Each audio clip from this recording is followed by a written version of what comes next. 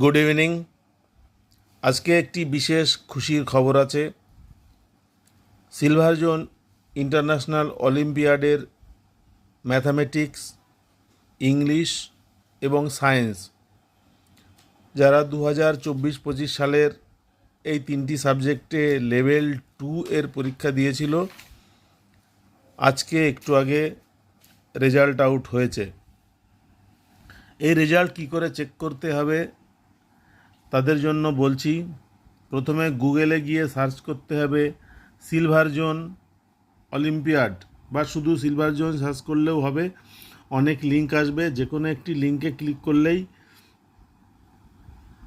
Silver জোনের এই পাতাটি খুলবে। এখানে প্রথমেই লেখা আছে সিলেক্ট অলিম্পিয়াড।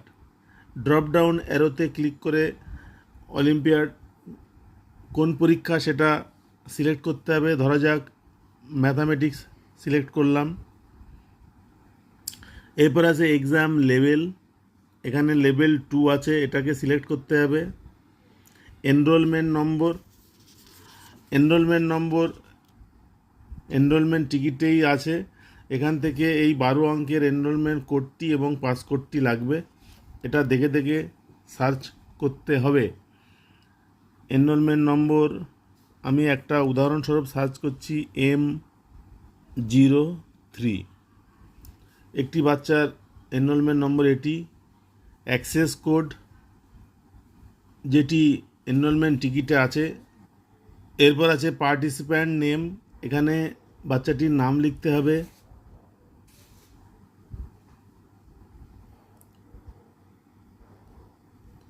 তারপর আছে ফাদার্স নেম,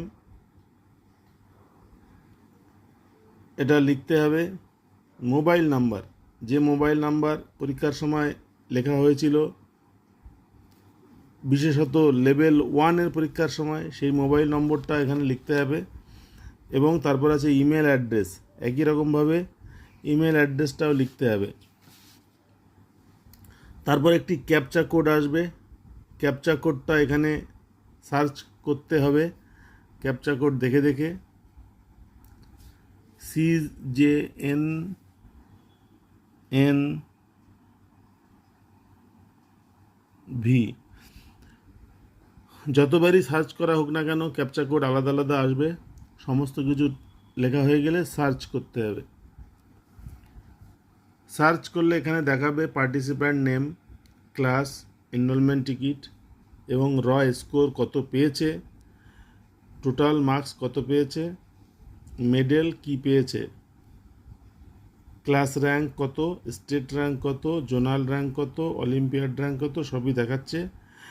যেহেতু এই বাচ্চাটি ক্লাস 4-এ পড়ে এবং ক্লাস 4-এর ক্ষেত্রে লেভেল 3 পরীক্ষা হয় না, সেই জন্য ও লেভেল 3-তে চান্স পেল না। কিন্তু ও লেভেল 2-এর olympiad rank 1, zonal rank 1, state rank 1, class rank 1 সবই 1 হয়েছে এবং ও একটি মেডেল পাবে এবং একটি গিফট সার্টিফিকেটও দেওয়া হবে। এর আগের ভিডিওতে বলেছিলাম গিফট সার্টিফিকেটগুলো দেওয়া হয়। এখানে লেখা আছে condition: you are sharing or tied the Olympiad rank with 25 students. The students who are sharing the Olympiad rank with less than or equal to 10 students, the prize amount will be shared equally among them.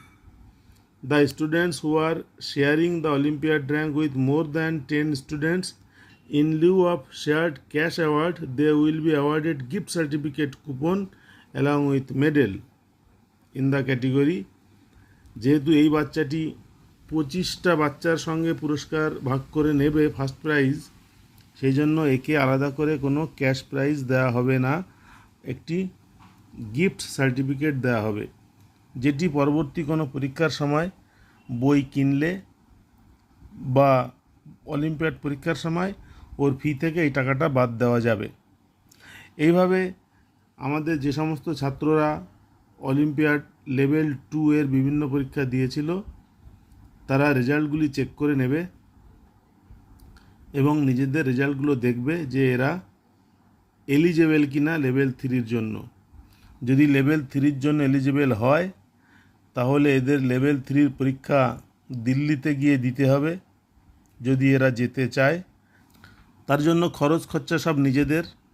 দিল্লিতে যাওয়া আসার খরচ, থাকার খরচ, খাওয়া দাওয়ার খরচ সবই নিজেদের খরচ করে করতে হবে। অলিম্পিয়াড কোনো টাকা পয়সা দেবে না। তবে লেভেল 3তে চান্স পেলে যাদের সামর্থ্য আছে তারা পরীক্ষা দিতে অবশ্যই যেতে পারে। সেই সঙ্গে দিল্লি ঘোরার প্ল্যানটাও সাকসেস হয়ে যাবে। আর একবার বলবো, আমাদের যে বাচ্চারা পরীক্ষা দিয়েছে তারা আজকে রেজাল্টটা চেক করে নিতে পারবে। আমি জানি অনেকেই অপেক্ষা করছে রেজাল্টের জন্য। যদি এরা সবাই লেভেল 3তে চান্স পায় তাহলে আমার খুব ভালো লাগবে এবং আমি চাইবো তারা লেভেল 3 পরীক্ষাটা দিক। বাদবাকি নিজেদের চিন্তা ভাবনার বিষয়। আজকের ভিডিও তাহলে এখানেই শেষ করছি। পরবর্তী ভিডিওতে আবার অন্য কোনো বিষয় নিয়ে আলোচনা করব। ভিডিও দেখবার জন্য সকলকে ধন্যবাদ। নমস্কার।